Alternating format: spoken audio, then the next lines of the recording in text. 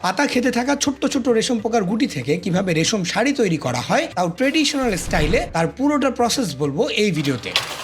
বিভিন্ন ধাপে এবং বিভিন্ন প্রসেসে সময় নিয়ে বের হয়ে যাওয়া পূর্ণাঙ্গ রেশম পোকার গুটি সংগ্রহ করে রাখা হয় শুকনো জায়গায় স্টোর হিসেবে। তারপর সেই গুটি দেওয়া হয় রোদে। এরপর গুটিকে ভালো মতো পানিতে সেদ্ধ করে ভেতরের পোকাকে মেরে ফেলে আনা হয় হালকা গরম পানিতে সুতা সংগ্রহের জন্য। এ সময় গুটিগুলো থেকে ধৈর্য নিয়ে মেশিনের সাহায্যে একত্রিত করে শক্ত সুতা হিসেবে বের করা হয়। এরকম এক একটা গুটি থেকে পাওয়া যায় 600 থেকে 700 মিটার পর্যন্ত সুতা, এবং সেখান থেকে সুতা সংগ্রহ হলে তা একসাথে পেঁচিয়ে রাখা হয় কাপড় তৈরি করতে নিয়ে যাবার জন্য। এটাই হচ্ছে মূলত ফাইনাল প্রোডাক্ট বা রেশম সুতা। এটাকে বলা হয় ফাইন সুতা। এই ফাইন সুতা দিয়ে মূলত তৈরি করা হয় শাড়ি বা অন্যান্য যে কোনো কিছু। যদিও সুতাগুলোকে রোদে শুকিয়ে বা ড্রায়ার মেশিনে শুকিয়ে আধুনিক যন্ত্রের সাহায্যে পেঁচানো হয় ববিন আকারে। যেই ববিন প্রথমে থাকে সিঙ্গেল সুতার আর পরে তা হয়ে যায় ডাবল সুতার আকারে। কাপড় বানানোর প্রথম ধাপ শুরু হয় নলিতে সুতা আটকানোর মধ্য দিয়ে। নারীরা চরকার সাহায্যে দীর্ঘদিনের দক্ষতায় ছোট ছোট নলিতে পেঁচাতে থাকেন সুতা, যা দিয়েই কাপড় বোনা হবে। নলি কেবল চরকাতেই পেঁচানো হয় না, বর্তমানে বহু ডিজিটাল মেশিনের সাহায্যেও এগুলোকে পেঁচিয়ে ফেলা যায়। পরবর্তীতে এই নলি আর মাকুর সুতার সাহায্যেই বুনতে থাকা হয় কাপড়। এই হচ্ছে একটা নলি আর এই হচ্ছে একটা মাকু, যে মাকুর ভেতরে এরকম নলি দেওয়া থাকে এবং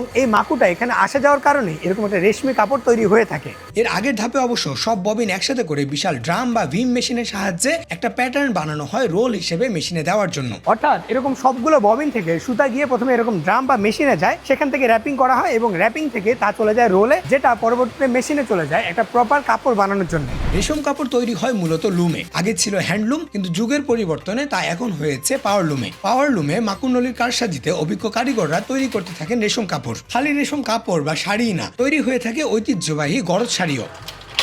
যদিও এই গরজ শাড়ি রাজশাহী সিল্কের এক আলাদা ঐতিহ্য, যার পাড়গুলোতে থাকে এরকম লাল রং করা এবং মাঝখানে থাকে একটা সলিড কালার। তৈরি হয়ে যাওয়া কাপড় এবার আনা হয় পেইন্ট করতে। তার আগে বিশেষ মোম ভেঙে গুঁড়া করা হয়। এরপর সেই মোম হারিকেনের উপর গলিয়ে গরম গরম মোম আর তুলি দিয়ে নারীরা নিখুঁতভাবে তৈরি করতে থাকেন নকশা। যেমন দক্ষতার তেমনি বেশ ধৈর্যের কাজ এটা। যে নকশার উপরে মূলত পরবর্তীতে বিভিন্ন রং বসিয়ে একে কালারফুল করা হবে। প্রস্তুত হয়ে যাওয়া কাপড়কে এবার বিভিন্ন মেশিনের সাহায্যে স্টিম দেওয়া হয়, সাবান সোডা দিয়ে সেদ্ধ বা ডিগাম করা হয় এবং প্রয়োজন ও চাহিদা অনুযায়ী কিছু কিছু কাপড়ে করা হয় ডাইং, যেগুলোকে পরবর্তীতে রোদে দেওয়া হয় বা একসাথে বাতাসে শুকাতে দেওয়া হয় বিক্রি করতে নিয়ে যাওয়ার আগে। এবং ফাইনালি প্রস্তুত হয়ে যাওয়া রেশম কাপড় শাড়ি, পাঞ্জাবি, পিচ্চিদের ড্রেস সহ বিভিন্ন কিছু বানিয়ে বিক্রি করতে নিয়ে আসা হয় বিভিন্ন শোরুমগুলোতে। মূলত এত ধাপ এবং এত পরিশ্রমের কারণে অন্যান্য শাড়ি বা কাপড়ের তুলনায় তুলনামূলক বেশি দাম হয়ে থাকে রাজশাহীর অথেন্টিক বা অরিজিনাল রেশম কাপড়ের।